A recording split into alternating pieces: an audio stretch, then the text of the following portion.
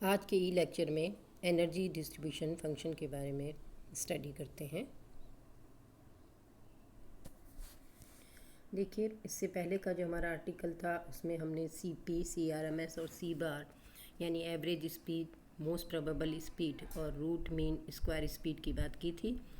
आइए आज energy distribution function के बारे में, ऊर्जा बंटन फलन के बारे में बात करते हैं।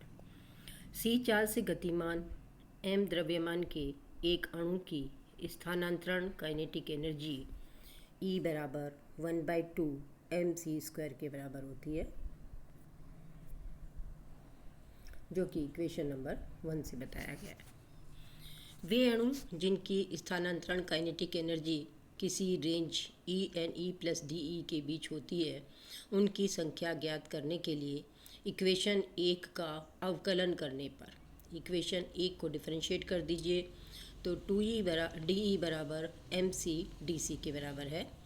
तो dc बराबर DE/mc, DE/mc बराबर होता है √2me के। तो सब्स्टिट्यूट कर दीजिए तो dc बराबर DE/√2me। तो यहाँ से आपके पास जो फॉर्मेट आ रहा है वो आ रहा है dc बराबर DE के फॉर्म के अंदर, जो इक्वेशन नंबर 2 के द्वारा दिया जा रहा है। c बराबर होगा E बराबर ½ mc² है, तो c बराबर 2e/m अंडर रूट के बराबर है। ये दोनों चीज़ों को आप DNC वाला जो हमारा फॉर्मूला था, जिसमें हमने C+DC रेंज के बीच में नंबर ऑफ़ मॉलिक्यूल्स की बात की थी, वहाँ पर सब्स्टिट्यूट कर दीजिए। तो ये formula in term of speed मैंने लिखा हुआ है यहाँ पर DNC बराबर 4πn m/2π/kT की पावर 3/2 e की power -m/2 kT c² dc। यहाँ पर जो वेरिएबल है c, उसके स्थान पर हमें e वेरिएबल इंट्रोड्यूस करना है। तो dne बराबर 4πn m/2π/kT की पावर 3/2। यहाँ कोई ऐसी चीज़ नहीं है जिसे हम चेंज करें। यहाँ e की पावर -m/2 kT c²। तो c² के आप स्थान पर जो हमारे पास है c² बराबर 2e/m को सब्स्टिट्यूट कर दीजिए। मल्टीप्लाई बाय c² भी और है अगेन, तो अगेन 2e/m को मल्टीप्लाई कर दीजिए। और dc को हमने अभी इक्वेशन 2 से चेंज करके रखा है, तो dc बराबर DE/√2me। तो इस चीज़ को dc के स्थान पर सब्स्टिट्यूट कर दीजिए। तो यहाँ देखिए सारे वेरिएबल अब c के स्थान पर e के फॉर्म में आ चुके हैं। और सिंप्लीफाई करते हैं। dne बराबर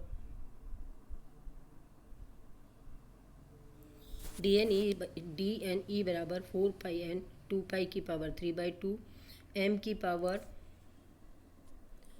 देखते हैं वापस से चेक करते हैं क्या है ये, m की पावर 3/2 है भाई, m की पावर 3/2 kT की पावर 3/2 डिवाइडेड बाय e की पावर हाफ e की पावर -e/kT 2/m DE/√2m। कुल मिलाकर के हमने जो ऊपर एक्सप्रेशन निकाला है उसको सिंप्लीफाई करते जा रहे हैं हम लोग। और सिंप्लीफाई करने के बाद में अब यहाँ पर 2π संबंधी सिंप्लीफिकेशन कर लीजिए, m संबंधी सिंप्लीफिकेशन कर लीजिए, तो आपके पास जो रिलेशन आता है वो आ रहा है dne बराबर 2n/√π 1/kT की पावर 3/2 e की पावर हाफ e की पावर -e/kT DE के बराबर है। ये है हमारी इक्वेशन नंबर 3। तो आपने देखा कि जो हम DNC निकाल रहे थे उसे हमने DNE में कन्वर्ट किया है, यानी उन अणुओं की संख्या हम बता रहे हैं जिनकी एनर्जी E+DE के बीच में है। इक्वेशन 3 को ऊर्जाओं के वितरण का फलन कहते हैं। इक्वेशन 3 से E+DE के बीच में अणुओं की ऊर्जा होने की प्रायिकता कैसे दी जाती है, dNE/n के द्वारा।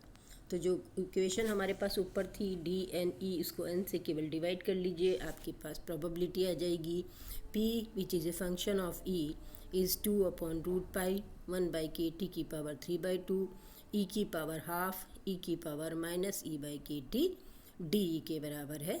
ये है हमारी इक्वेशन नंबर 4, जो कि उन अणुओं की प्रोबेबिलिटी के बारे में बताती है जिनकी एनर्जी रेंज प्लस डी के बीच में है। देखिए कर्व बताया हुआ है D N E upon D E by K T में कर्व बताया है। इस तरह का कर्व आपका जो ग्राफ में बता रखा है, इस तरह का कर्व आपका आता है।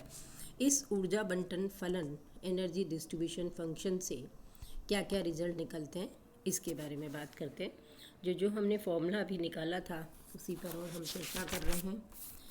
हमारे पास था डी एन ई बराबर या इन टर्म ऑफ प्रोबेबिलिटी, दोनों फॉर्मूले हमने निकाल रखे थे। तो हम प्रोबेबिलिटी वाला यानी इक्वेशन नंबर 4 की बात कर रहे हैं। उससे आप क्या देखते हैं, व्हेन ई बराबर 0, तो उस फॉर्मूले में आप ई को 0 कर लीजिए। आप क्या देखेंगे, पी ई 0 के बराबर आएगा।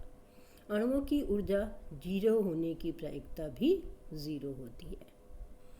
दूसरे पॉइंट में से डिस्कस करते हैं।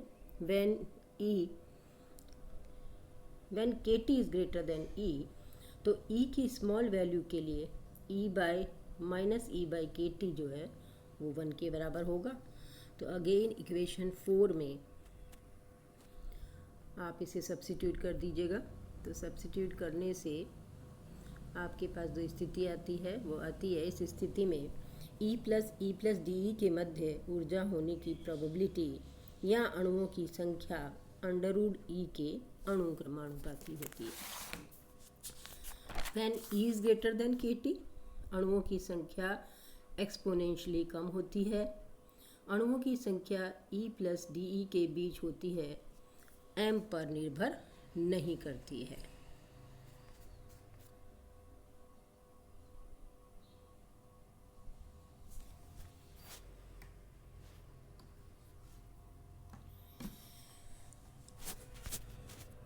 आइए मोस्ट प्रोबेबल स्पीड की बात करते हैं। मोस्ट प्रोबेबल स्पीड जो है उसके संगत एनर्जी कितनी होगी, उसके बाद मोस्ट प्रोबेबल एनर्जी की बात हम करेंगे।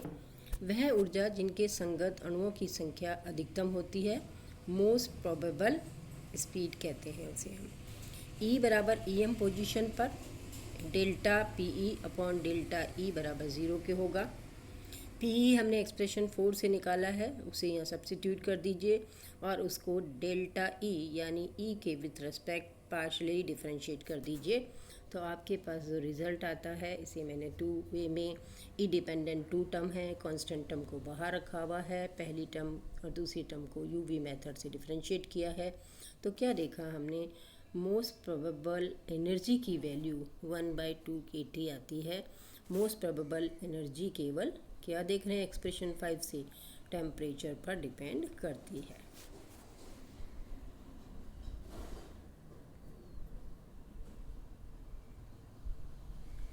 इस मोस्ट प्रोबेबल एनर्जी के करस्पॉन्डिंग अधिकतम प्रायिकता क्या होगी, आइए इसकी वैल्यू निकालते हैं।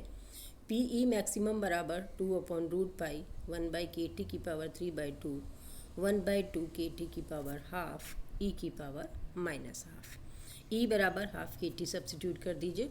तो आपके पास पी मैक्सिमम की वैल्यू आती है 2/π ई की power half 1/kT which is given by equation number 6। जैसे जैसे ताप बढ़ता है मोस्ट प्रोबेबल एनर्जी का मान बढ़ता है, परंतु अधिकतम प्रायिकता का मान घटता है, जैसा कि ग्राफ से विदित है। आइए अणुओं की माध्य गतिज ऊर्जा निकालते हैं। मोस्ट प्रोबेबल एनर्जी तो 1/2 kT था। आइए माध्य मीन काइनेटिक एनर्जी की बात हम करते हैं। ई बार बराबर 0 से infinity E P E D E बराबर 0, ये हमारी डेफिनेशन है मीन की। ई बार बराबर 0 से इन्फिनिटी ई की वैल्यू जो है ई की, तो हम पी ई डी ई की वैल्यू यहाँ पे सब्स्टिट्यूट कर दीजिए। तो 2/√π यानी अगेन इक्वेशन नंबर 4 से हमने ये वैल्यू सब्स्टिट्यूट करी है। 2/√π 1/kT की पावर 3/2 ई की पावर 3/2 ई की पावर -e/kT डी। अब हमें केवल इंटीग्रेशन सॉल्व करना है, तो हमने एक चीज़ सब्स्टिट्यूट की है, लेट ई बराबर x² एंड डी बराबर 2x dx के। तो ई बार बराबर 4/√π 1/kT की पावर 3/2 0 से इन्फिनिटी x की पावर 4 e की power minus x square by K T and D x.